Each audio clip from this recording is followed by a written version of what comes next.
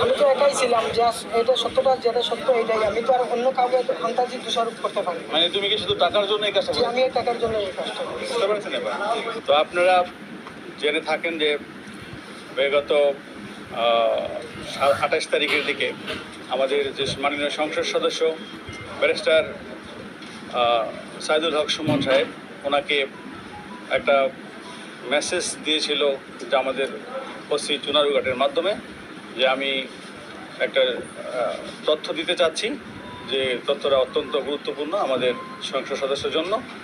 তো আমাদের ওসি সাহেবকে সে বলতে চাচ্ছিল না, সে বললো যে আমি সরাসরি ওনাকেই বলবো।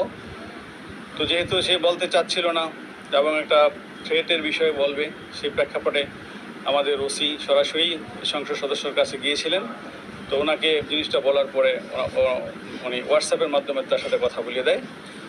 তো আমাদের মাননীয় সংসদ সদস্য ওনার পরিচয় জানতে চায়, বাট সে পরিচয় বলেনি, পরিচয় দিতেও চায়নি। তো আমরা যেটা ইনভেস্টিগেশনে, প্রাথমিক ইনভেস্টিগেশনে যেটা পেয়েছি, সে মূলত আসলে গেমলার, অনলাইন গেমলার ছিল এবং গেম খেলে, প্লাস সে হলো বিদেশে টাকা পাঠানো, বিদেশে লোক পাঠানোর নামে প্রতারণা করে টাকা আদায় করে মানুষের কাছ থেকে, লোক পাঠাতে পারে না। এবং সে কিন্তু ব্যক্তিগত জীবনে 2 বিয়ে করেছে।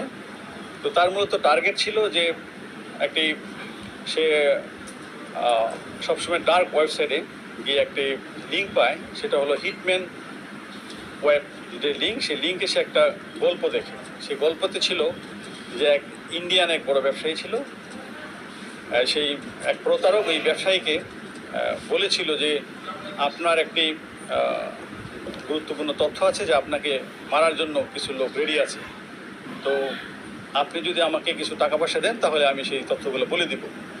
তো সেই ব্যবসায়ী তাকে সেই প্রেক্ষাপটে মানে কৌতূহলবশত কারা আমাকে হত্যা করতে চায় সেই তথ্য জানার জন্য তাকে কিছু রুপি দেয়।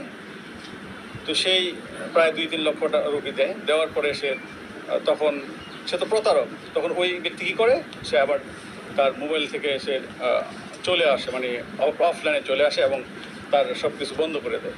তো সেও সেই গল্পের ছলেই মনে করেছিল যে আমিও দেখি কিছু টাকা পয়সা এইভাবে ইনকাম করতে পারি কিনা।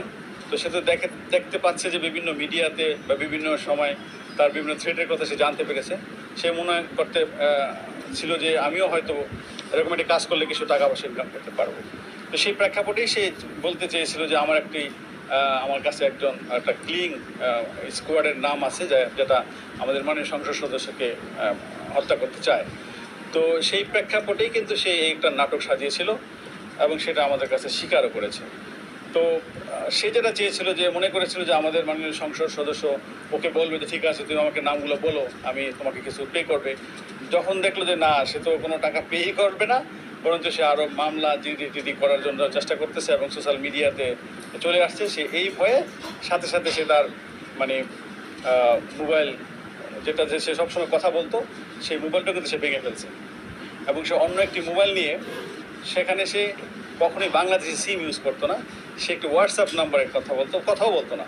সে হুট করে কি করতো, যে একটু ভয়েস মেসেজ দিয়ে সেই মোবাইলটা এয়ারপ্লেন মোডে রেখে দিত।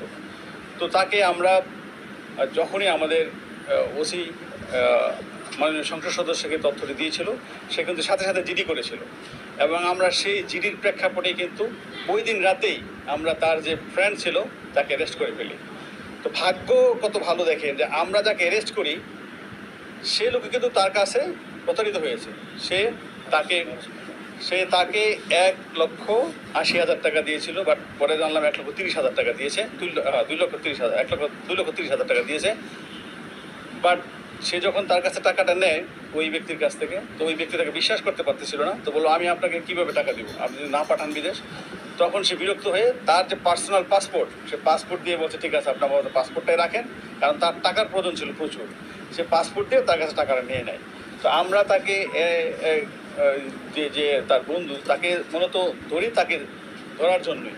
তো ভাগ্য বলে আমরা তার কাছে কিন্তু ওই দিনই পাসপোর্টটা পেয়ে যাই এবং পাসপোর্টে যে এনআইডি ছিল, আমরা এনআইডি কপিটি বিষয় নিয়ে আমরা কিন্তু তার বহির্গমন ওই দিনই কিন্তু বন্ধ করে দিই এবং আমরা সমস্ত জায়গায় ল্যান্ড এবং সিপোর্টে আমরা চিঠি দিয়ে দিই।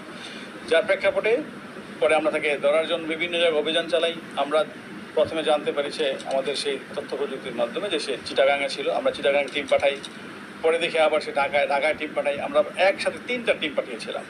তো সে এতই চালাক যে সে একবার হোয়াটসঅ্যাপে ভয়েস দেওয়ার পরে আর তাকে খুঁজে পাওয়া যায় না। এক এক সময় তাকে এক এক জায়গায় দেখি। পরে তার মোবাইলে আমরা কিছু বিকাশ করি। বিকাশ করার পরও সে তো অনলাইন গেমলার ছিল। সেই গেমলার তার একটা অ্যাকাউন্ট ছিল। সে কী করতো, ওই যে টাকাটা আমরা পাঠাতাম সে ওই অ্যাকাউন্টসে যোগ করে ফেলতো এবং অনলাইনে যে অটোমেটিক্যালি তার কাছ থেকে বিভিন্ন জায়গায় বিকাশের মাধ্যমে তার অ্যাকাউন্টসে টাকাটা আউট হতো। তো তাকে ট্রেসিং করা অনেক টাফ ছিল। তো যাই হোক, আমরা আমাদের সিটিটিসির সহায়তা নেই এবং সিটিটিসির সহায়তায় আমরা তাকে সর্বশেষ আমরা সিলেট মেট্রোপলিটন এলাকা থেকে গ্রেপ্তার করতে সক্ষম পাই। তো এই ছিল আমাদের আভিযানিক ফলাফল। আপনারা সবাই আমাদের সাথে ছিলেন, আপনারা আপডেট নিয়েছেন এবং আমার কাছ থেকে এই ঘটনার পরে অনেকে এসেছেন যে কোনো কিছু আছে কিনা। আমি কিন্তু আপনাদেরকে বলেছিলাম যে আমরা অনেকটা সাফল্যের কাছাকাছি চলে এসেছি এবং আপনারা অচিরে একটা ভালো সংবাদ পাবেন এবং আমার বিশ্বাস যে আপনারা আমার সেই কথাটা বাস্তবায়িত হয়েছে এবং পেয়েছেন। তো সিলেট মেট্রোপলিটন এলাকা থেকে গতকাল গ্রেফতার করা হয়েছে। সময়টা রাতে, জি, বিকালের দিকে আর কি।